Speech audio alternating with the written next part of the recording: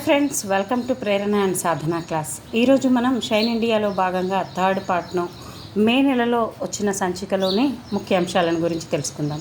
అంతకంటే ముందు ఒక చిన్న మోటివేషన్ ఏంటంటే, ఒక చీమలను మనం అబ్జర్వ్ చేస్తూ ఉంటే తనకంటే బరువు ఉన్న ఆహారాన్ని అది తీసుకెళ్తూ ఉంటుంది. దీనికోసం తన ఫ్యూచర్లో ఆహారం దొరుకుతుందో లేదో అని ముందుగానే ఎక్కడైతే దొరుకుతుందో దాన్ని అంతా కూడా తీసుకెళ్ళి వేరే చోట దాచిపెట్టేసుకుంటుంది. అంటే తన ఫ్యూచర్ కోసం అంత చిన్న చీమనే ఆలోచిస్తుంది. అంటే మన కోసం, మన వాళ్ళ కోసం మనం ఎంత చేయాలి ఫ్రెండ్స్? కేవలం చదువు మాత్రమే.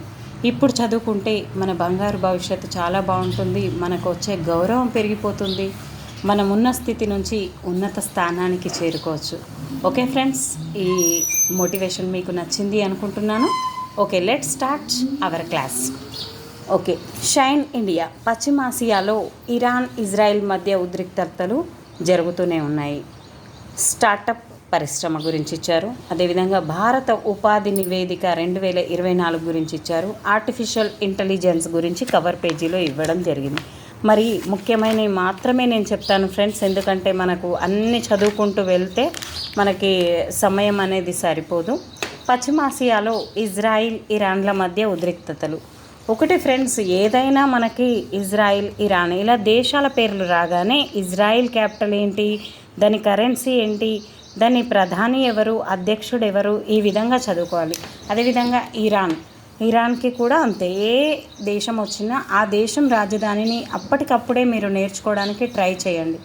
నేను ఇక్కడ చెప్పడం లేదు, ఎందుకంటే మీరు సెర్చ్ చేయాలి. ఓకే, సిరియా రాజధాని డమాస్కస్లోని ఇరాన్ రాయబార కార్యాలయంపై ఇజ్రాయిల్ ఏప్రిల్ 1న గగనతల దాడికి దిగింది. ఈ దాడిలో మొత్తం 8 మంది మృతి చెందినట్లు మనకు తెలుస్తుంది.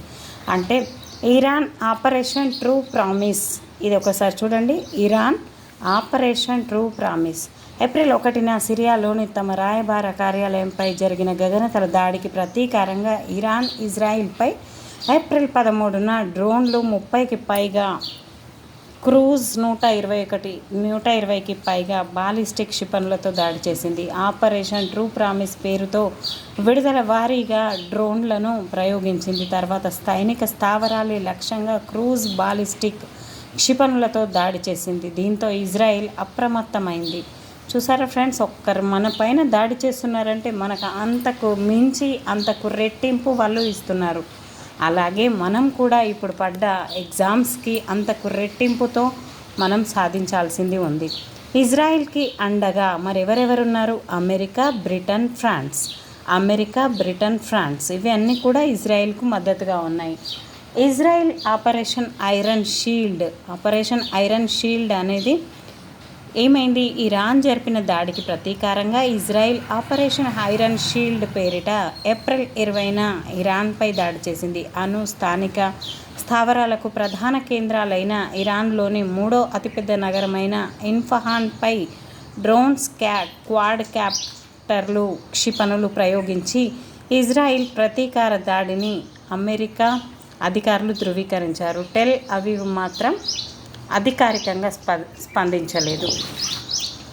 ఇరాన్ వర్సెస్ ఇజ్రాయిల్, ఇది ఒకసారి చూసుకోండి. ఇదంతా మనం చెప్పుకుంటూ వెళ్తే ఇప్పుడు సమయం అనేది సరిపోదు ఫ్రెండ్స్. ఇజ్రాయిల్ హమాస్ యుద్ధానికి 6 నెలలు.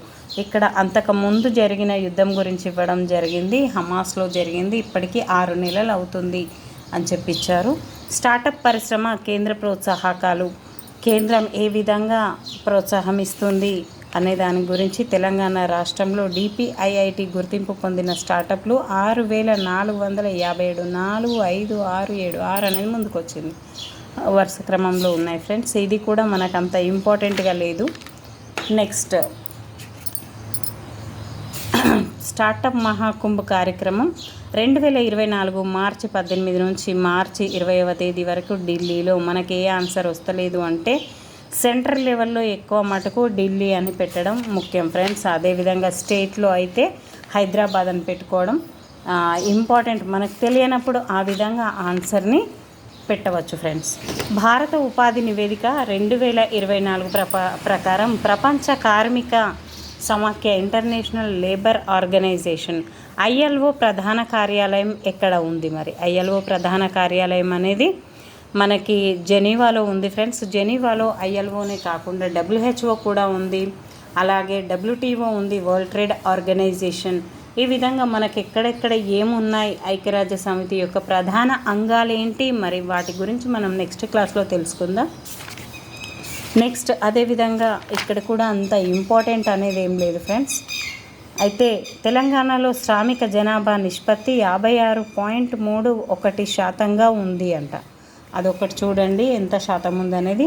దేశంలో 15 నుంచి 29 ఏళ్ల మధ్య వయసున్న యువతలో నిరుద్యోగ శాతం అనేది 2022లో 21.84% ఉండగా అబ్బాయిలలో అది 20.28% ఉంది, అమ్మాయిలలో 27.58% ఉంది. ఈ విధంగా మనకి ఇవ్వడం జరిగింది. దీన్ని కూడా మనం అంతగా తీసుకోవట్లేదు. 90 వసంతాలు పూర్తి చేసుకున్న రిజర్వ్ బ్యాంక్ ఇప్పటివరకే 90 సంవత్సరాలు అయింది. అంటే 1935లో దీన్ని స్థాపించడం జరిగింది. 1949లో జాతీయం చేశారు. అది మీ అందరికీ తెలిసిన విషయమే. రిజర్వ్ బ్యాంక్ ఆఫ్ ఇండియాకే ₹1 నోటుని తప్ప మిగతా అన్ని నోట్లపైన రిజర్వ్ బ్యాంకు గవర్నర్ యొక్క సంతకం అనేది ఉంటుంది. రిజర్వ్ బ్యాంకు మనీని సృష్టిస్తుంది. అదేవిధంగా ఇది బ్యాంకులకు బ్యాంకు. అంతేకాకుండా దీని పూర్వం చారిత్రక నేపథ్యం ఏమిటంటే స్వతంత్రానికి పూర్వం కేంద్ర బ్యాంకుగా వ్యవహరించాలనే ఉద్దేశంతో 1921లో ఇంపీరియల్ బ్యాంకును నెలకొల్పారు. అది సమర్థవంతంగా లేకపోవడంతో 1926లో హిల్టన్ యంగ్ నేతృత్వంలో రాయల్ కమిషన్ను ఏర్పాటు చేశారు. ఈ కమిషన్ దేశంలో ఒక కేంద్ర బ్యాంకు ఉండాలని సూచించింది. ఏ కమిషన్ అది? Hilton Young. 1931లో కేంద్ర బ్యాంకు విచారణ సంఘం కేంద్ర బ్యాంకు ఏర్పాటుకు సిఫార్సు చేయగా 1934 మార్చి 5న భారతీయ రిజర్వ్ బ్యాంకు చట్టం ఆమోదించింది. దీని మేరకు 1935 ఏప్రిల్ ఫూల్ అని గుర్తుపెట్టుకోండి, ఏప్రిల్ 1న భారతీయ రిజర్వ్ బ్యాంకు ఏర్పడింది. స్వతంత్రానంతరం 1949లో భారతీయ రిజర్వ్ బ్యాంకును ప్రభుత్వం జాతీయం చేసింది. ఈ విధంగా ఇప్పటికీ 90 సంవత్సరాలు 90 వసంతాలు అనేది పూర్తి చేసుకోవడం గమనార్హం. ద్రవ్యాన్ని ముద్రించి చలామణి చేసే గుత్తాధిపత్యం దీనికి ఉంది. అదేవిధంగా బ్యాంకులకు బ్యాంకు ఇది అంతిమ రుణదాత. పరపతి నియంత్రణ ద్వారా ఆర్థిక స్థిరత్వం, అంతర్జాతీయ ద్రవ్యనిధుల పరిరక్షణ, క్లియరింగ్ హౌస్ల నిర్వహణ, పర్యవేక్షక విధులు, ఈ విధంగా ఎన్నో రకాల విధులను అది చేస్తుంది. మరి ప్రస్తుత గవర్నర్ ఎవరున్నారు? ఆర్బీఐ గవర్నర్ అంటే శక్తికాంత దాస్. గ్రీస్లో ఒలింపిక్ జ్యోతి ప్రజ్వలన కార్యక్రమం. ఒలింపిక్స్లో స్వర్ణం గెలిస్తే 41.60 లక్షలు అనేది ప్యారిస్ ఒలింపిక్స్ 2024 జ్యోతి ప్రజ్వలన కార్యక్రమాన్ని ఒలింపిక్స్ పుట్టిల్లు గ్రీస్లో ఏప్రిల్ 16న. అంటే ఒలింపిక్స్ అనేటివి మనకి 1896లో ఒలింపిక్స్ అనేటివి స్టార్ట్ అయ్యాయి ఫ్రెండ్స్. ఇక్కడ గ్రీస్లోని ఎథెన్స్లో స్టార్ట్ అయ్యాయి మొట్టమొదటి ఒలింపిక్స్, ఫస్ట్ ఒలింపిక్స్. మరి ప్రస్తుతం 2024లో జ్యోతి ప్రజ్వలన కార్యక్రమాన్ని దీని పుట్టిల్లు, ఎందుకంటే ఫస్ట్ స్టార్ట్ అక్కడే అయింది కాబట్టి ఏప్రిల్ 16న నిర్వహించారు. తొలి ఒలింపిక్స్ నిర్వహించిన ప్రాచీన ఒలింపియాలో 2600 ఏళ్ల క్రితం నాటి హీరా ఆలయం వద్ద, ఏమాలయం? హీరా ఆలయం ఈ కార్యక్రమంలో జరిగింది. గ్రీకు అధ్యక్షుడు కేటరీనా సెకల్లరౌపులో, అంటే ఇది ఎట్లా క్యాటరీనా అని గుర్తుపెట్టుకోండి, క్యాట్ని గుర్తుపెట్టుకోండి. ఇంటర్నేషనల్ ఒలింపిక్ కమిటీ అధ్యక్షుడు థామస్ బాచ్ను గుర్తుపెట్టుకోండి, థామస్ కప్ అనేది కూడా ఉంటుంది కదా, థామస్ బాచ్. ఫ్రాన్స్ క్రీడా మంత్రి అమిలీ కాస్టెలా, ప్యారిస్ మేయర్ అన్నే హిడల్గో ఈ కార్యక్రమంలో పాల్గొన్నారు. ఫ్రెంచ్ నటి మేరీ మీనా జ్యోతిని వెలిగించి టోక్యో ఒలింపిక్స్ స్వర్ణ విజేత అయిన గ్రీస్ రోయర్ స్టెఫనోస్ డౌస్కోస్కు అందించింది. అతను కౌబెర్టెన్ ప్రాంతానికి చేరుకోగా 2024 ఎథెన్స్ ఒలింపిక్స్లో 3 పతకాలు సాధించిన స్విమ్మర్ లారీ మనౌదవ్ జ్యోతిని అందుకుంది. ఆమె తర్వాత యూరోపియన్ యూనియన్ అధికారి మార్గరెటిస్ షీనాకు జ్యోతిని అందించింది. ఈ విధంగా జ్యోతి ప్రజ్వలన అనేది జరిగింది ఫ్రెండ్స్. మనం ఇందులో ఉన్న పేర్లలో ఇంపార్టెంట్ మాత్రమే గుర్తుపెట్టుకోండి. గ్రీక్ అధ్యక్షుడు ఎవరు, అదేవిధంగా ఒలింపిక్ కమిటీ అధ్యక్షుడు ప్రస్తుతం థామస్ బాచ్ గారు ఉన్నారు. ఈఫిల్ టవర్ నీటి ప్రతిబింబం ఆకృతిలో ఒలింపిక్ జ్యోతి అనేది ఉంది. ఈఫిల్ టవర్ ఎక్కడుంది మరి? అమెరికాలో ఉంది ఇది. మాథ్యూన్ లెహన్యూర్ దీని సృష్టికర్త. జ్యోతి ఇతివృత్తం ప్రపంచ శాంతి. ప్రపంచంలో అతిపెద్ద క్రీడా పండుగ ఒలింపిక్స్ 2024 జూలై 26 నుంచి ఆగస్టు 11 వరకు ఫ్రాన్స్ రాజధాని ప్యారిస్లో జరగనుంది అని ఇక్కడ ఇవ్వడం జరిగింది. సెయిన్ నది వద్ద ఒలింపిక్స్ ప్రారంభోత్సవ వేడుకలు అనేటివి ఉన్నాయి. ఈ విధంగా మనకి మొట్టమొదటి ఒలింపిక్స్ అనేది గ్రీస్లోని ఎథెన్స్లో జరిగాయి. ఒలింపిక్స్కు 3 పర్యాయాలు ఆతిథ్యం ఇవ్వనున్న రెండో నగరంగా ప్యారిస్ నిలవనుంది. ఇంతకుముందు 1900లో అదేవిధంగా 1924లో ఇక్కడ ఒలింపిక్స్ జరిగాయి. లండన్ సైతం 3 సార్లు ఒలింపిక్స్ను ఆతిథ్యం ఇచ్చింది ఫ్రెండ్స్. ఒలింపిక్స్లో స్వర్ణం గెలిస్తే అంత అమౌంట్ ఇస్తున్నారు. ఒలింపిక్స్లో కొత్త క్రీడ బ్రేకింగ్. ఈ బ్రేకింగ్ అనేది ఎలా ఉంటుందంటే బ్రేక్ డ్యాన్స్తో ముడిపడ్డ క్రీడ కావడం విశేషం. దీన్ని డీజే మ్యూజిక్ వినిపిస్తుంటే చిత్రమైన నృత్య విన్యాసాలు అనేది చేస్తారు. మహిళలకు ఒక్కో ఈవెంట్ ఉంటుంది. ఇది ఒలింపిక్స్లో తొలిసారి చూడబోయే క్రీడ కాగా surfing, sport climbing, skateboarding mega ఈవెంట్లోకి పునరాగమనం చేస్తున్నాయి. ఇంకా మిగతా క్రీడలు కూడా మళ్ళీ వస్తున్నాయి. అంతకుముందు తీసేయడం జరిగింది. టోక్యోలో పునరాగమనం చేసిన కరాటే క్రీడను ఈసారి ఒలింపిక్స్ నుంచి తప్పించారు. అంటే కరాటే అనేది ఇప్పుడు చేయట్లేదు, కొత్తగా బ్రేక్ డ్యాన్స్ ఉందట ఫ్రెండ్స్. మరి అందరం వీక్షించాలి. ఐక్యరాజ్య సమితి జనాభా నివేదిక. ఈ జనాభా ప్రకారంగా మనది భారతదేశం మొదటి స్థానానికి చేరుకోవడం జరిగింది. 2024 పేరుతో ప్రపంచ జనాభా నివేదికను ఇవ్వడం జరిగింది ఇక్కడ. అంతేకాకుండా లైంగిక మరియు పునరుత్పాదక ఆరోగ్యం ఏ విధంగా ఉంది, జెండర్ హక్కులు, మానవ మూలధనం, అదేవిధంగా కుటుంబ నియంత్రణ ఏ విధంగా ఉంది, విద్య ఎలా ఉంది అనే దాని గురించి ఇక్కడ మనకి ఇవ్వడం జరిగింది. ఇంటర్వోవెన్ లీవ్స్ థ్రెడ్స్ ఆఫ్ హోప్ అనేది దీని యొక్క ప్రపంచ జనాభా నివేదిక యొక్క థీమ్. మద్యం కుంభకోణం కేసులో ఢిల్లీ సీఎం కేజ్రీవాల్ ఎమ్మెల్సీ కవిత అరెస్ట్ అవ్వడం జరిగింది. దీని గురించి మనకు మేలో ఇచ్చారు. రష్యా అధ్యక్షుడిగా 5వసారి. ఫ్రెండ్స్ చూడండి, మనం ఒక్కసారి జాబ్ కొట్టాలంటేనే ఇంత కష్టపడుతున్నామే. మరి 5వసారి వ్లాదిమిర్ పుతిన్ గారికి అధ్యక్ష పదవి దక్కించుకోవడం జరిగింది. బ్రసెల్స్ నాటో 75వ వార్షికోత్సవం జరిగింది. మరి నాటో అంటే ఉత్తర అట్లాంటిక్ సైనిక కూటమి, నార్త్ అట్లాంటిక్ ట్రీటీ ఆర్గనైజేషన్ 75 సంవత్సరాలు పూర్తి చేసుకుంది. బెల్జియంలోని బ్రసెల్స్లో దీని ప్రధాన కార్యాలయం ఉంది. 4వ ఉత్సవ కార్యక్రమాలు జరిగాయి. నాటోలోని 32 సభ్య దేశాల విదేశాంగ మంత్రులు సమావేశమై రష్యాపై ఉక్రెయిన్ పోరాటానికి మద్దతు ప్రకటించారు. ఉక్రెయిన్ ఇంకా నాటో సభ్యదేశం కానప్పటికీ ఆ దేశ విదేశాంగ మంత్రి డిమిత్రీ కులేబా ఈ సమావేశంలో పాల్గొన్నారు. 2024 జూలై 9 నుంచి 11 తేదీలలో నాటో అగ్రనాయకులు వాషింగ్టన్లో సమావేశమైనప్పుడు మరింత భారీ ఉత్సవం జరగనుంది. నాటో మొదట 12 దేశాలతోనే ఆవిర్భవించగా ఇప్పుడు దాని సంఖ్య 32కు, అంటే డజన్తోని స్టార్ట్ అయింది. మనకున్న 32 పళ్ళతోని ఎండ్ అయింది. అంటే ఇప్పుడు ప్రస్తుతం 32 పళ్ళతోనుంది, అంటే 32 దేశాలతోనుంది. అదేవిధంగా భద్రతా మండలి AI భద్రతపై చర్యలకు ఐక్యరాజ్య సమితి సర్వప్రతినిధి ఆమోదం అని ఇక్కడ ఇవ్వడం జరిగింది. మరి ఐక్యరాజ్య సమితిలో సభ్యత్వం ఉన్న దేశాల సంఖ్య 193 దేశాలు. చివరిగా ఏర్పడ్డ దక్షిణ సూడాన్ అనే దేశం 193వ దేశంగా దీంట్లో ఆవిర్భవించింది. పాకిస్తాన్కు చైనా నిఘా నౌక. అదేవిధంగా వివాదాస్పద బిల్లుకు ఉక్రెయిన్ పార్లమెంటు ఆమోదం. ఇజ్రాయెల్ జర్మనీ సహాయంపై నికరాగ్వా పిటిషన్.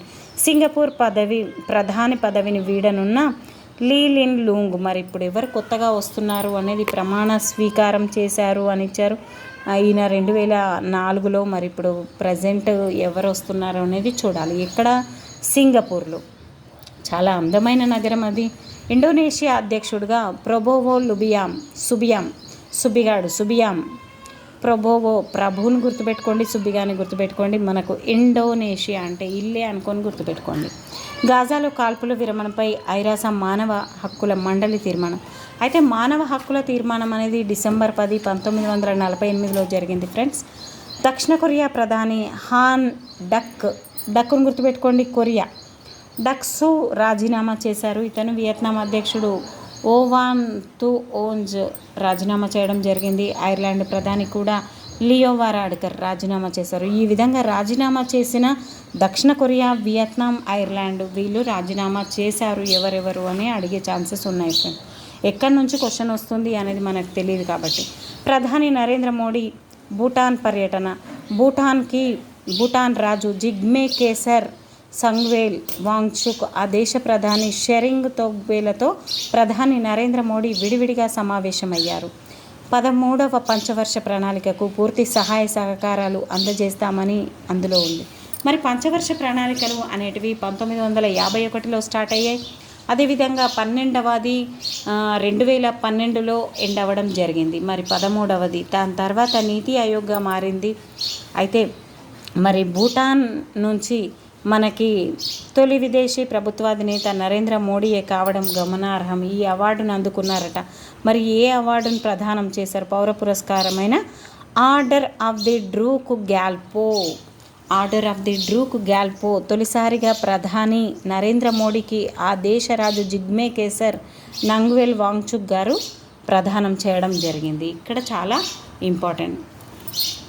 అదేవిధంగా 500 కోట్ల భారత్ గ్యాల్నాంగ్కు సింగపూర్లో యూపీఐ సేవలు ప్రారంభించిన ఫోన్పే. అదేవిధంగా ఇజ్రాయిల్ ఫోన్పే అనేది సింగపూర్లో స్టార్ట్ అయింది. ఇంకా ఐరాసాలో పాకిస్తాన్ ప్రవేశపెట్టిన తీర్మానంపై ఓటింగ్కు గైర్హాజరైన భారత్. అంతేకాకుండా ఇంకా కొన్ని ముఖ్యాంశాలు అనేటివి ఉన్నాయి ఫ్రెండ్స్.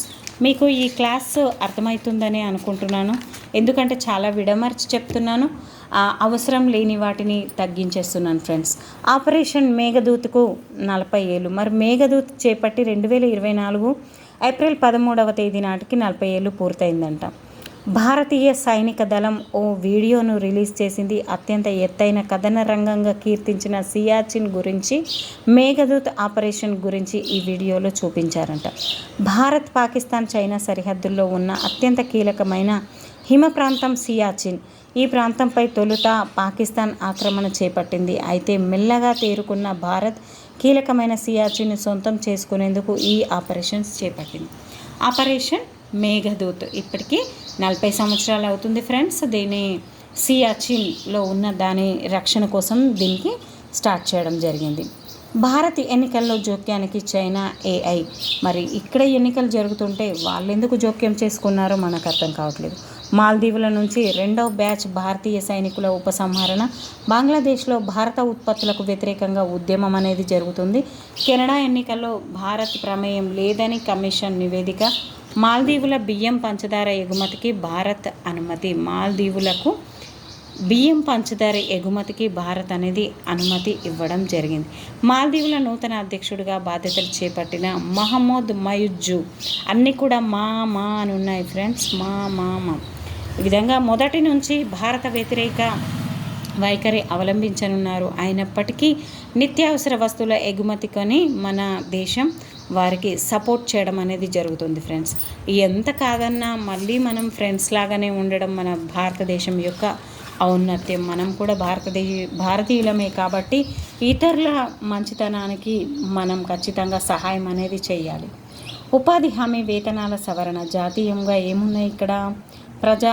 భారత ప్రజారోగ్య సంస్థకు అంతర్జాతీయ గుర్తింపు అనేది రావడం జరిగింది. WHO వరల్డ్ హెల్త్ ఆర్గనైజేషన్ 2వ స్థానం లభించింది అంతర్జాతీయంగా. ప్రపంచ ఆరోగ్య సంస్థ డైరెక్టర్ జనరల్గా మార్గరెట్ చాన్ నేతృత్వంలో అంతర్జాతీయ పరిశోధకులు ప్రజారోగ్య సంస్థలు నిర్వహిస్తున్న పరిశోధనపై దృష్టి సారించారట. మరి ఎన్నికల్లో అసత్య సమాచార వ్యాప్తిని అరికట్టడానికి మిత్ వర్సెస్ రియాలిటీ రిజిస్టర్ అనేది స్టార్ట్ అవ్వడం జరిగింది. ఇక్కడ కూడా అంత ఇంపార్టెంట్ ఏం లేవు ఫ్రెండ్స్. నేను ఫటాఫట్ వెళ్ళిపోతున్నాను ముందుకు. ఎందుకంటే ఇక్కడ మనకి ఇంపార్టెంట్ ఉంటేనే నేను ఎగ్జామ్ పాయింట్ ఆఫ్ వ్యూలో ఉన్న వాటిని మాత్రమే నేను చదువుతూ మీకు చెప్తున్నాను. భారత్పై ఐరాస జనరల్ అసెంబ్లీ అధ్యక్షుడు ప్రశంసలు.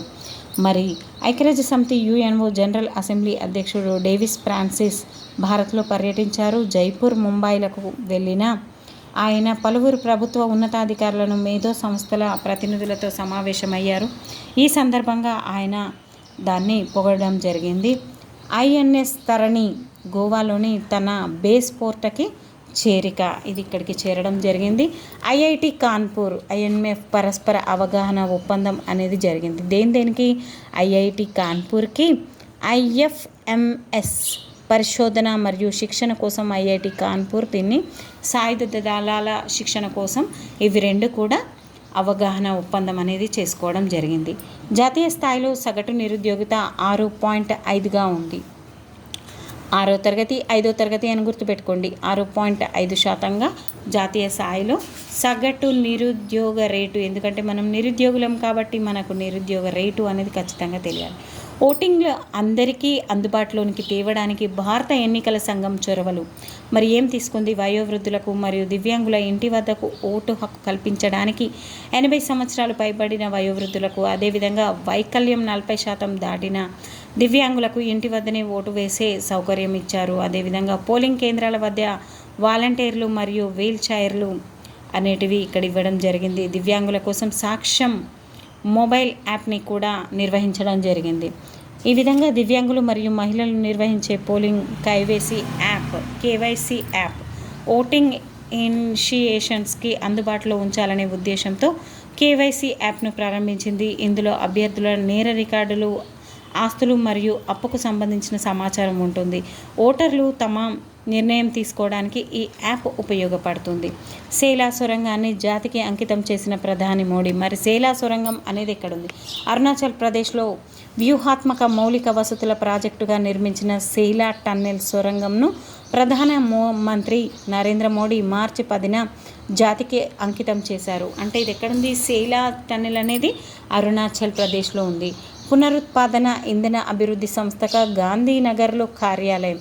ఈ గాంధీనగర్ అనేది గిఫ్ట్ సిటీలో ఒక కార్యాలయాన్ని ప్రారంభించింది. ఈ కార్యక్రమం విదేశీ కరెన్సీలతో కూడిన రుణ ఎంపికలకు సహాయపడుతుంది అని చెప్పేసి గాంధీనగర్లో. అదేవిధంగా అంటార్కిటికాలో భారత 2వ post office pin code MH1718 అనేది 2వ పోస్ట్ ఆఫీస్ బ్రాంచ్ని ప్రారంభించడం జరిగింది. 1984లో అంటార్కిటికాలో దక్షిణ గంగోత్రిలో మొదటి పోస్ట్ ఆఫీస్ని ఏర్పాటు చేసింది. మొదటి పోస్ట్ ఆఫీస్ అనేది 1984 దక్షిణ గంగోత్రిలో అంటార్కిటికాలో ఉంది ఫ్రెండ్స్. ఇది అక్కడ స్టార్ట్ చేయడం అనేది జరిగింది. ఇప్పుడు రెండవసారి MH1718ని స్థాపించడం జరిగింది. డిజిటల్ సేవల ఎగుమతుల్లో భారత్ 4వ అతిపెద్ద ఎగుమతిదారుగా ఉంది ఫ్రెండ్స్. నెక్స్ట్ భాషా నెట్ పోర్టల్ ప్రారంభం అనేది అయింది. అరుణాచల్ ప్రదేశ్ స్వతంత్ర ఎమ్మెల్యే ఎన్నికపై సుప్రీంకోర్టు తీర్పు ఇచ్చింది. 2G కుంభకోణం కేసులో పునర్విచారణ. ఇంపార్టెంట్ ఉన్న వాటిని మాత్రమే చూద్దాం ఫ్రెండ్స్. ఐరస వాతావరణ విభాగం ప్రపంచ వాతావరణ స్థితి నివేదిక ఏ విధంగా ఉంది? మరి UNO ప్రకటించిన ప్రపంచ వాతావరణ సంస్థ అనేది కూడా జెనీవాలోనే ఉంది. ప్రపంచ వాతావరణ దినోత్సవాన్ని మనం మార్చి 23న జరుపుకోవడం జరిగింది. మార్చి 22న నీటి దినోత్సవం, మార్చి 21న అడవి దినోత్సవాన్ని జరుపుకోవడం జరుగుతుంది. మరి మార్చి 20న ఏముంది, మార్చి 24న ఏముందో కామెంట్ రూపంలో పెట్టండి ఫ్రెండ్స్. మీరు ఎక్కువ మటుకు కామెంట్స్ ఇవ్వడం లేదు. నాకు చేయడానికి ఒక్కోసారి ఇంట్రెస్ట్ రావటం లేదు. కానీ కొద్దిమంది ఫ్రెండ్స్ వాళ్ళు అడిగే విధానం చూస్తుంటే సిలబస్ని కూడా పెట్టమని అంటున్నారు. ఈ టైంలో మీకు సిలబస్ అనేది కాపీ కంపల్సరీ ఉండాలి ఫ్రెండ్స్. అయితే వాళ్ళ కోరిక మేరకు ఖచ్చితంగా నేను చేయడానికి ట్రై చేస్తాను. తెలంగాణ హైకోర్టు నూతన భవనానికి శంకుస్థాపన జరిగింది. రంగారెడ్డి జిల్లా రాజేంద్ర నగర్ మండలం బుద్వేల్లో 100 ఎకరాల్లో నిర్మించనున్న తెలంగాణ హైకోర్టు నూతన భవన నిర్మాణానికి సుప్రీంకోర్టు ప్రధాన న్యాయమూర్తి జస్టిస్ CJI జస్టిస్ చంద్రచూడ్ 27న శంకుస్థాపన చేశారు. మరి హైకోర్టు ప్రధాన న్యాయమూర్తి అలోక్ అరాధే భూమి పూజ నిర్వహించారు. అలోక్ అరాధే ఈ మధ్య జరిగిన ఎగ్జామ్లో హైకోర్టు ప్రధాన న్యాయమూర్తిని అడగడం జరిగింది. తెలంగాణ హైకోర్టు అలోక్ లోకమంతా ఆయనని అనుకొని గుర్తుపెట్టుకోండి. తెలంగాణ GIS హబ్ ఏర్పాటు అనేది అయింది. ఖగోళ శాస్త్ర పరిశోధన కేంద్రం JNTUలో ఖగోళ శాస్త్ర పరిశోధన కేంద్రం. రాష్ట్రంలోని 11 పురపాలికలకు 2524 కోట్లు అనేది అప్పగించడం జరిగింది. ఆంధ్రప్రదేశ్ గురించి ఇక్కడ ఇచ్చారు. మనకంతా ఇంపార్టెంట్ కాదు, కానీ దేశంలోనే నంబర్ 1గా ఎల్లక్కపేట, దసిలిపట్టు గుడ్ల తయారీ కేంద్రం ఎక్కడ ఉంది దేశంలోనే? నెంబర్ 1గా ఎల్లక్కపేట దసలిపట్టు, మంచిర్యాల జిల్లా చెన్నూరు మండలం ఎల్లక్కపేట సమీపంలోని దసలిపట్టు గుడ్ల తయారీ కేంద్రం దేశంలోనే నెంబర్ 1గా ఉందట. మరి ఈ గుడ్లు ఉత్పత్తి చేస్తుండగా ఎన్ని రకాల గుడ్లను ఉత్పత్తి చేయడంలో దసలిపట్టు విడవకు దసలిపట్టు.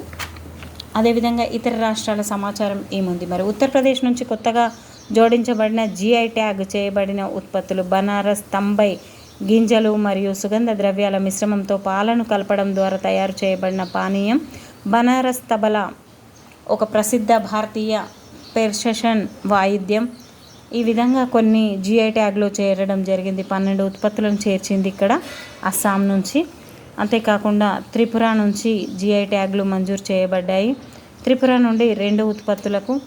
ఈ అన్నీ కూడా ఈ మధ్య లక్క గాజులకు, హైదరాబాద్ లక్క గాజులకి GI ట్యాగ్ లభించింది ఫ్రెండ్స్. దేవాలయాల బిల్లుకు తిప్పి పంపిన కర్ణాటక గవర్నర్. 10 రాష్ట్రాల్లో 38 వామపక్ష తీవ్రవాద ప్రభావిత జిల్లాలు ఉన్నాయి. భౌగోళిక సూచిక ట్యాగ్లో ఉత్తరప్రదేశ్ అనేది మొదటి స్థానంలో ఉంది. ఇది చాలా ఇంపార్టెంట్ ఫ్రెండ్స్. ఉత్తరాన ఉన్నది తిరుపతి అన్నట్టుగా ఉత్తరప్రదేశ్ మొదటి స్థానంలో ఉంది. రాష్ట్రపతి ద్రౌపది ముర్ముపై సుప్రీంకోర్టులో కేరళ ప్రభుత్వం రిట్ పిటిషన్ అనేది చేయడం జరిగింది. హైదరాబాద్లో పీచు మిఠాయి విక్రయాలపై నిషేధం జరిగింది. జమ్మూ కాశ్మీర్లో ST OBC రిజిస్ట్రేషన్ల పెంపు. 29 నుంచి అమర్నాథ్ యాత్ర జరుగుతుందంట. ఈ విధంగా మణిపూర్లో ఆయుధ సేకరణ పెట్టెలు అనేటివి. మహారాష్ట్రలో ప్రభుత్వ ఉద్యోగులకు డ్రెస్ కోడ్ అనేది చూడండి, ఉపాధ్యాయులు అని అన్నారు కాబట్టి డ్రెస్ కోడ్ అనేది ఎక్కడ స్టార్ట్ అయింది? మహారాష్ట్ర ప్రభుత్వం పాఠశాల ఉపాధ్యాయులకు డ్రెస్ కోడ్ నిబంధన విధించింది. ప్రభుత్వం జారీ చేసిన నిబంధనల ప్రకారం ఇకపై ఉపాధ్యాయులు జీన్స్, టీషర్ట్, డిజైనర్ ప్రింటెడ్ దుస్తులు ధరించి స్కూలుకు రాకూడదు. ఈ విషయంపై ప్రభుత్వం నోటిఫికేషన్ కూడా జారీ చేసింది. అయితే ఎక్కడ అనేది? మహారాష్ట్ర. కదా, అందుకని మహారాష్ట్రలో. బాబ్రీ మసీదు స్థానంలో మహమ్మద్ బిన్ అబ్దుల్లా మసీదు. ఉత్తరప్రదేశ్లోని అయోధ్యలో మసీదు నిర్మాణానికి జోరుగా సన్నాహాలు జరుగుతున్నాయి. అయోధ్యలోని బాబ్రీ మసీదు స్థానంలో నిర్మించబోయే మసీదు మహమ్మద్ బిన్ అబ్దుల్లా మసీదు అని పేరు పెట్టారు. మహమ్మద్ బిన్ అబ్దుల్లా మసీదు చాలా ఇంపార్టెంట్ ఫ్రెండ్స్. ఎందుకంటే అయోధ్యలో ఇప్పుడు రామ జన్మభూమిగా బాలరాముణ్ణి ప్రతిష్టాపించడం జరిగింది కాబట్టి మరి దాన్ని తొలగించడం జరిగింది మసీదును. కాబట్టి ఏ మసీదు అనేది స్టార్ట్ చేశారు అంటే ఖచ్చితంగా మనం గుర్తుపెట్టుకోవాలి, మహమ్మద్ బిన్ అబ్దుల్లా మసీద్. అంతేకాకుండా ఆర్థికాంశాలు ఏమున్నాయి మరి? 2023-24లో తొలిసారి 1,00,000 కోట్లకు EPIFకు వడ్డీ ఆదాయం అనేది ఇక్కడ ఇచ్చారు. ప్రపంచంలోనే అత్యంత పటిష్టమైన బీమా సంస్థగా LIC నిలిచింది. మరి LIC సంస్థను 1957లో స్థాపించారు. అమెరికాకు 3వ అతిపెద్ద స్మార్ట్ ఫోన్ ఎగుమతిదారుగా భారత్ నిలిచింది. బొగ్గు ఉత్పత్తి వార్షిక టర్నోవర్లో సింగరేణి రికార్డు సాధించింది. సింగరేణి బొగ్గు గనులకి చాలా అత్యంత ప్రాధాన్యత అనేది ఉంది ఫ్రెండ్స్. ఈ విధంగా మనం 7వసారి RBI కీలక రేట్లు యథాతథం అనేది ఇవ్వడం జరిగింది. అంతేకాకుండా భారత్ వృద్ధి రేటు అంచనాలు అనేది ఇక్కడ టాపిక్ ఇచ్చారు. ఈ అన్నీ చెప్పుకుంటూ పోతే మనకి సమయం అనేది సరిపోదు. అదేవిధంగా ఎగ్జామ్లో వచ్చే వాటిని మాత్రమే నేను కీలకమైనదిగా భావిస్తున్నాను. మీకు అవసరం ఉంటే నేను ఖచ్చితంగా మీకు చూపిస్తున్నాను కాబట్టి దీన్ని జూమ్ చేస్తూ చదువుకోవాలి అనుకుంటే చదువుకోవచ్చు ఫ్రెండ్స్. సంతోషకర దేశాల సూచీలో 126 డజన్ పండ్లు, అరడజన్ పండ్లు తీసుకొస్తే సంతోషం రెట్టింపు అవుతుంది. ఆ విధంగా సంతోషకర సూచీలో 126వ స్థానంలో మన భారత్ ఉందని గుర్తుపెట్టుకోండి. అదేవిధంగా నేను నిన్న ఒకటి చెప్పాను, ఇది మనకి ఏంటంటే పత్రికా సూచీలో పత్రికా సూచీలో ఎంత ఉంది? 159వ స్థానంలో ఉంది. ఒకటి తక్కువ అని చెప్పాను. పత్రికా స్వేచ్ఛ. మరి పత్రికా స్వేచ్ఛలో 159, సంతోషకరమైనలో 126వ స్థానాన్ని ఆక్రమించడం జరిగింది మన భారత్. మరి మొదటి స్థానంలో ఏమున్నాయి అనేది మీరు ఒక్కసారి చూడండి ఫ్రెండ్స్. నేను ట్రై చేస్తున్నాను. ఫిన్లాండ్ ప్రపంచంలో అత్యంత సంతోషకరమైన ఫిన్లాండ్ అంటే అది ఎప్పుడు కూడా ఫీల్ అవ్వదు కాబట్టి ఈ ఫిన్లాండ్కి ఇచ్చారు. మరోసారి అగ్రస్థానంలో నిలిచింది. 7 సార్లుగా అదే స్థానంలో నిలవడం దీని యొక్క విశిష్టత. సంతోష సూచీలో నార్డిక్ దేశాలైన ఫిన్లాండ్, డెన్మార్క్, ఐస్లాండ్ వరుసగా తొలి మూడు ర్యాంకుల్లో నిలిచాయి. 126వ దేశంగా మన దేశం ఉంది. 60వ స్థానాన్ని చైనా, నేపాల్ 93, పాకిస్తాన్ 108, 108 పాకిస్తాన్కి, 118 మయన్మార్ దేశాలు నిలవడం జరిగింది. ప్రపంచ సైబర్ నేర సూచి 100 దేశాలపై పరిశీలన చేస్తే మన 10వ స్థానంలో మనది ఉంది. ఇలాంటి వాటిలో ముందే ఉంటుంది ఫ్రెండ్స్, కానీ మంచి వాటిలో మాత్రం చాలా చివరిగా ఉంటుంది. ఎందుకు అంటే మనం కూడా భారతీయులమే, మన చేతుల్లో కూడా అది ఉంది. ప్రపంచంలోనే అత్యధిక కాలుష్యం మెట్రో ప్రాంతంగా స్విట్జర్లాండ్కు చెందిన ఐక్యూ ఎయిర్ సంస్థ మార్చి 19న ప్రపంచ వాయు నాణ్యత నివేదిక అనేది ఇవ్వడం జరిగింది. నివేదిక ముఖ్యాంశాలు: ప్రపంచంలోనే అత్యంత కాలుష్యంతో నిండిన మెట్రోపాలిటన్ ప్రాంతంగా బీహార్లోని బెగుసారాయ్ నిలిచింది. బెగుసారాయ్ గత ఏడాది కాలుష్య ప్రాంతాల జాబితాలో లేదు, కానీ ఈ ఏడాది ఘనపు మీటర్ చాలా ఎక్కువగా. తర్వాతి స్థానంలో గౌహతి అనేది ఉంది. తర్వాత ఢిల్లీ, పంజాబ్, ముల్లాన్పూర్ అనేటివి నిలిచాయి. కాలుష్య నగరాలలో భాగంగా బీహార్కు చెందిన ఏంటది బెగుసారాయ్ బిగుసిపోయింది, మొత్తం కాలుష్యంతో బిగుసిపోయింది అని గుర్తుపెట్టుకోండి. బీహార్ దేశ రాజధాని ఢిల్లీ ప్రపంచంలోనే అత్యంత కాలుష్య రాజధాని నగరంగా నిలిచింది. ఇలాంటి వాటిలో ఏం తక్కువ లేదు ఫ్రెండ్స్. కానీ ఎన్ని రకాలుగా ప్రయత్నించినప్పటికీ మొట్టమొదటిసారి ప్రయత్నించాలి. కాలుష్యం అనేది అందరి చేతుల్లో ఉంది. దాన్ని నివారించే కార్యక్రమం అనేది మన పైన ఉంది. చెట్లు నాటడము, అదేవిధంగా అనవసరంగా బండ్లను నడపడము, ఇవన్నీ చేస్తే మనకు కూడా కాలుష్యం ఎక్కువైపోయి ప్రాణాపాయ స్థితికి చేరుకోవడం జరుగుతుంది. రాత్రివేళ అగ్ని ఫ్రైమ్ ప్రయోగ పరీక్ష విజయవంతం అనేది ఇక్కడ ఇవ్వడం జరిగింది. తేజస్ MK1కి తొలి విహారం విజయవంతం అనేది ఇచ్చారు. క్యాన్సర్పై పోరుకు స్వదేశీ CAR-T సెల్ థెరపీ అనేది స్టార్ట్ చేశారు. అంతరిక్షంలో TAL-TSAT 1A ఉపగ్రహం అనేది ఉంది. ఇవన్నీ చెప్పుకుంటూ పోతే మనకు టైం లేదు మిత్రమా, సమయం లేదు మిత్రమా. మెదడులో చిప్తో వీడియో గేమ్ ఆడిన పక్షవాత బాధితుడు. చూడండి ఫ్రెండ్స్, ఎన్ని వింతలు, ఏంటి ఇది.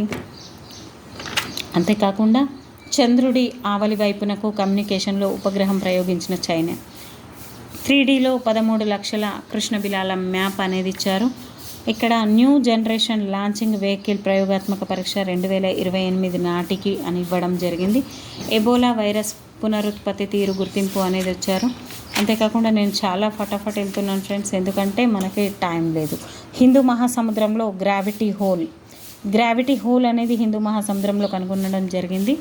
భారత రక్షణ మరియు అభివృద్ధి సంస్థ DRDO ఏప్రిల్ 18, 2024 ఒడిషా తీరంలోని చందీపూర్లో గల ఇంటిగ్రేటెడ్ టెస్ట్ రేంజ్ నుండి స్వదేశీ సాంకేతిక పరిజ్ఞానంతో తయారైన క్రూయిజ్ క్షిపణి విమాన పరీక్ష విజయవంతం అనేది అయింది అని ఇచ్చారు. ప్రపంచంలోనే అత్యంత శక్తివంతమైన లేజర్ అభివృద్ధి చేసిన రొమేనియో అనేది ఆ విధంగా అభివృద్ధి చేసింది. నూతన డీజీగా సదానంద్ వసంత్ దాతే, NIA జాతీయ దర్యాప్తు సంస్థ NIA డైరెక్టర్ జనరల్ సదానంద్, ఇతనే సదా ఆనందంగా ఉంటాడు, వసంత్ దాతేను నిర్వహించారు. అదేవిధంగా మైక్రోసాఫ్ట్ విండోస్ అధిపతిగా పవన్ దావులూరి, విధంగా నూతన డీజీగా పీయూష్ ఆనంద్, NDRF నూతన డీజీగా పీయూష్ ఆనంద్ గారు. ఈ విధంగా కొత్త వాళ్ళందరూ కూడా. మాదక ద్రవ్య నియంత్రణ మండలికి మళ్ళీ ఎన్నికైన జగజీత్ పవాడియా, ఇలాంటి వాళ్ళు ఇంపార్టెంట్ ఫ్రెండ్స్. అదేవిధంగా తెలంగాణ గవర్నర్గా CP రాధాకృష్ణన్ ప్రమాణ స్వీకారం చేశారు. ఈయన జార్ఖండ్ కూడా గవర్నర్గా వ్యవహరిస్తూ ఉన్నారు. మరి అయితే ఇతను CP రాధాకృష్ణన్కి రాష్ట్ర హైకోర్టు ప్రధాన న్యాయమూర్తి జస్టిస్ అలోక్ అరాధే ఆయన ప్రమాణ స్వీకారం అనేది చేయించారు. అంటే దీన్ని బట్టి మనకేమవుతుంది, గవర్నర్కి ప్రమాణ స్వీకారం చేయించేది మన అంటే రాష్ట్ర హైకోర్టు ప్రధాన న్యాయమూర్తి అని. ఈయన మనకి వచ్చాడు, కానీ ఇప్పుడు మళ్ళీ కొత్తగా ఎన్నికలు అనేటివి అయ్యాయి కాబట్టి కొత్త గవర్నర్ని నియమించడం జరుగుతుంది. ఇప్పటికే ప్రధాని గారు ఆలోచిస్తున్నారు ఎవరిని నియమించాలి అని.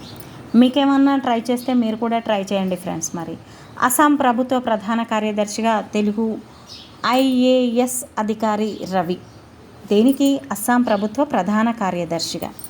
అంతరిక్షంలోకి వెళ్ళే భారత తొలి పర్యాటకుడిగా గోపీచంద్ నిలిచారు. అంతరిక్షంలోనికి వెళ్ళిపోతున్నారు, కానీ మనం ఇక్కడే ఉంటూ కనీసం జాబ్కి కూడా ట్రై చేయకపోతే చాలా బాధాకరం.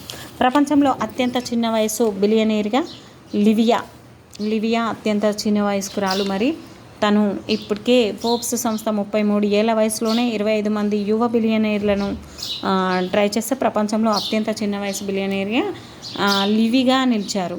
లివియా వియత్నాం స్థిరాస్తి మహిళా వ్యాపారవేత్త ట్రోంగ్ మై లాన్కు మరణశిక్ష విధించడం జరిగింది. గ్రహ శకలాలకు ఆచార్య జయంతుమూర్తి పేరు పెట్టడం జరిగింది. గ్రహ శకలాలకు బెంగళూరుకు చెందిన భారతీయ ఖగోళ భౌతిక శాస్త్రవేత్త అయినటువంటి ఈయన పేరును పెట్టడం జరిగింది. చూడండి ఫ్రెండ్స్, ఇప్పటికే చాలా ఎక్కువగా నేర్చుకున్నాం మనం. చిప్కో ఉద్యమ నేత మురారి లాల్ మృతి చెందాడు. ఈయన సామాజిక కార్యకర్త, చిప్కో సర్వోదయ ఉద్యమాల నేత మురారి లాల్ మరణించడం జరిగింది. మరి చిప్కో ఉద్యమం అనేది ఏ సంవత్సరంలో ప్రారంభమైంది? ఈ చిప్కో ఉద్యమం చెట్లను నరకకుండా ఉండడానికి అక్కడ ఉన్న ప్రజలందరూ కూడా చెట్లను ఆలింగనం చేసుకున్నారు.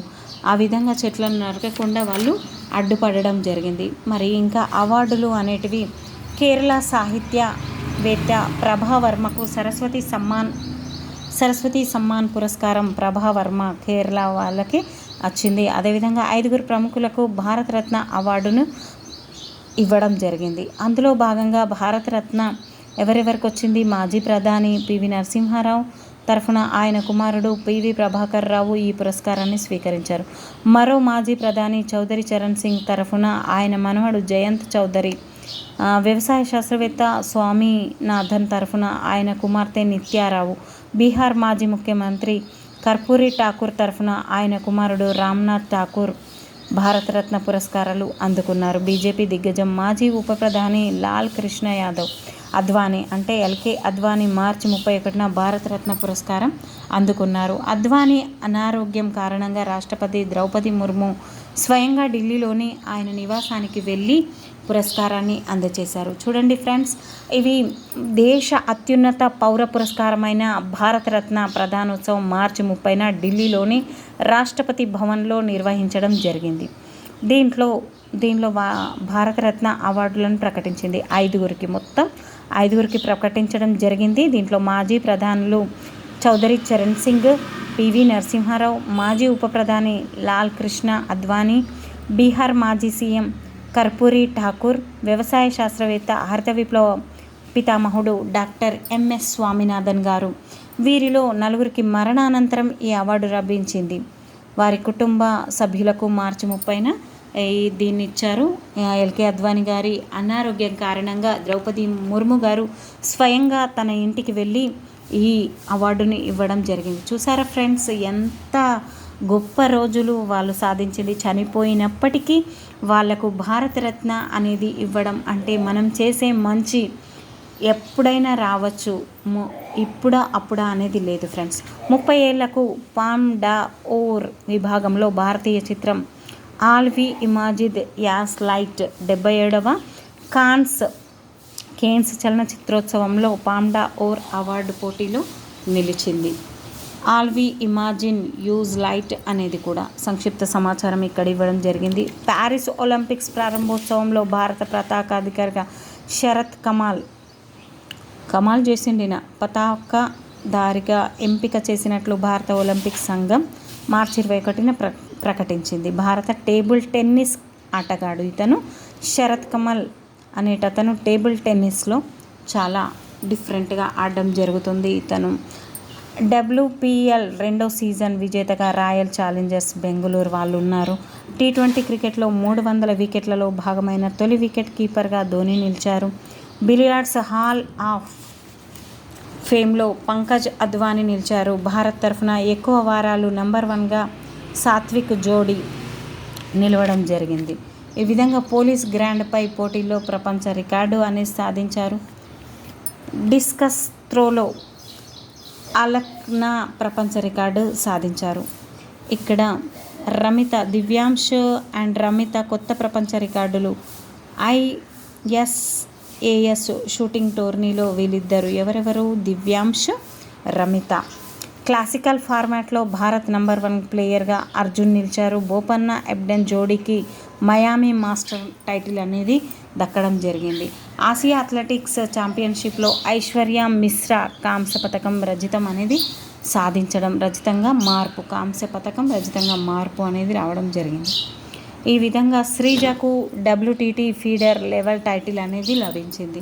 చూడండి ఫ్రెండ్స్, నేను ఆల్మోస్ట్ ఇంపార్టెంట్ ఉన్న ప్రతిదీ కూడా చెప్తున్నాను. తైవాన్లో తీవ్ర భూకంపం అనేది రావడం జరిగింది. పొఖారా నగరాన్ని దేశ పర్యాటక రాజధానిగా ప్రకటించిన నేపాల్. పుకారాని గుర్తుపెట్టుకోండి. నేపాల్ వాళ్ళు పుకార్ చేశారు. దీన్ని తమ దేశ పర్యాటక రాజధానిగా ప్రకటించుకున్నారంట పొఖారా నగరం అనేది. పాకిస్తాన్లోని 2వ అతిపెద్ద నౌకాదళ వైమానిక స్థావరంపై దాడి అనేది జరిగింది. నెక్స్ట్, మాస్కోలో IS ఉగ్రవాదుల దాడిలో 137 మంది మృతి. ఓకే ఫ్రెండ్స్, ఇక్కడ మనకి చాలా ఇంపార్టెంట్ డేస్ ఉన్నాయి. మరి ప్రపంచ పిచ్చుకల దినోత్సవం మార్చి 20. ఇప్పుడు కూడా పిచ్చుకలు అనేటివి అరుస్తూనే ఉన్నాయి. మార్చి 20, 3వ నెలలో 20వ date. Give them a tweet sparrows, give them a tweet chance. I love sparrows and we love sparrows అనే థీమ్తో ఇది రావడం జరిగింది. ప్రపంచ అటవీ దినోత్సవం మార్చి 21, ప్రపంచ జల దినోత్సవం మార్చి 22, ప్రపంచ క్షయవ్యాధి దినోత్సవం ఇందాకే క్వశ్చన్ అడిగాను మీకు, మార్చి 24, ప్రపంచ 23వది వాతావరణ దినోత్సవం, ప్రపంచ ఆరోగ్య దినోత్సవం ఏప్రిల్ 7. ఈ విధంగా ప్రపంచ అంతరిక్ష యాత్రా దినోత్సవం ఏప్రిల్ 12, ప్రపంచ హోమియోపతి దినోత్సవం ఏప్రిల్ 10. ఈ విధంగా ఉన్నాయి ఫ్రెండ్స్. మరి దీన్ని ఒక్కసారి సముద్రయాన దినోత్సవం ఏప్రిల్ 5, ప్రపంచ విమానయాన దినోత్సవం ఏప్రిల్ 12, ఏప్రిల్ 13 జలియన్ వాలాబాగ్ దుర్ఘటన అనేది ఎంతో బాధాకరమైనది జరిగింది 1919లో. భారతీయ రైల్వే దినోత్సవం ఏప్రిల్ 16, ప్రపంచ హోమోఫీలియో దినోత్సవం ఏప్రిల్ 17, ప్రపంచ వారసత్వ దినోత్సవం ఏప్రిల్ 18, ఏప్రిల్ 21 సివిల్ సర్వీసుల దినోత్సవం, ప్రపంచ ధరిత్రి దినోత్సవం ఇది చాలా ఇంపార్టెంట్ ఏప్రిల్ 22, ప్రపంచ పుస్తక దినోత్సవం కాపీరైట్ దినోత్సవం ఎందుకంటే ఇది చాలా ఇంపార్టెంట్ ఏప్రిల్ 23, జాతీయ గ్రామ పంచాయతీ దినోత్సవం మానవ్ ఏక్తా దివస్ ఏప్రిల్ 24 చాలా ఇంపార్టెంట్, ప్రపంచ మలేరియా దినోత్సవం ఏప్రిల్ 25, ఏప్రిల్ 26 ప్రపంచ మేధో హక్కుల దినోత్సవం, April 27 world design day, April 29 ప్రపంచ నృత్య దినోత్సవం. ఈ విధంగా ఏప్రిల్లో ఇవ్వడం జరిగింది ఫ్రెండ్స్. అంతేకాకుండా కరెంట్ అఫైర్స్ బిట్స్ అనేటివి ఇచ్చారు. Thank you friends. ఈ వీడియో మీకు నచ్చింది అనుకుంటున్నాను. దీంట్లో ప్రపంచ ఆరోగ్య దినోత్సవం, ప్రపంచ పిచ్చుకల దినోత్సవం ఈ విధంగా మనకి క్వశ్చన్స్ కూడా ఈ మధ్య చాలా లెందీగా అడుగుతున్నారు ఫ్రెండ్స్. కాబట్టి మనం టాపిక్ని క్షుణ్ణంగా నేర్చుకోవాలి. నేను చెప్పిన ఈ టాపిక్ మీకు నచ్చింది అనుకుంటున్నాను. ఎందుకంటే దాదాపు 45 నిమిషాల్లో నేను ఒక బుక్ను కంప్లీట్ చేయడం జరిగింది. కాబట్టి ఒక 2 సార్లు మీరు దీన్ని వింటే ఖచ్చితంగా మీరు మంచి స్కోర్తో మీ జాబ్ని సాధిస్తారు అని అనుకుంటున్నాను. దీంతోపాటు బుక్లెట్ ఇవ్వడం జరిగింది సైన్స్ అండ్ టెక్నాలజీ భాగంగా. కానీ ఇప్పుడు దీన్ని చెప్పే పరిస్థితుల్లో నేను లేను. ఒక్కసారి దీన్ని చూడండి, హెడ్లైన్స్ చూస్తూ వెళ్ళండి ఫ్రెండ్స్. ఒక్కసారి తిరిగేస్తున్నాను అందరి కోసం, నేను కూడా ఒకసారి చూసుకోవచ్చు. కానీ వీటన్నింటి గురించి చెప్తూ పోతే మనకు విలువైన సమయం అనేది పోతుంది. అంతేకాకుండా ఇంకోటి ఏంటంటే మనం మొత్తం ఇదే నేర్చుకుంటూ కూర్చుంటే మన సబ్జెక్టు మనం చదవలేం ఫ్రెండ్స్. సబ్జెక్టులో ఎక్కువ మార్కులు సాధించవచ్చు, దీంట్లో ఎక్కడి నుండి వస్తాయో తెలీదు. అయినప్పటికీ దీన్ని కూడా కాన్సన్ట్రేషన్ చేయాలి. ఎక్కడి నుంచి వస్తాయో తెలీదు అని ఊరుకోలేం కదా.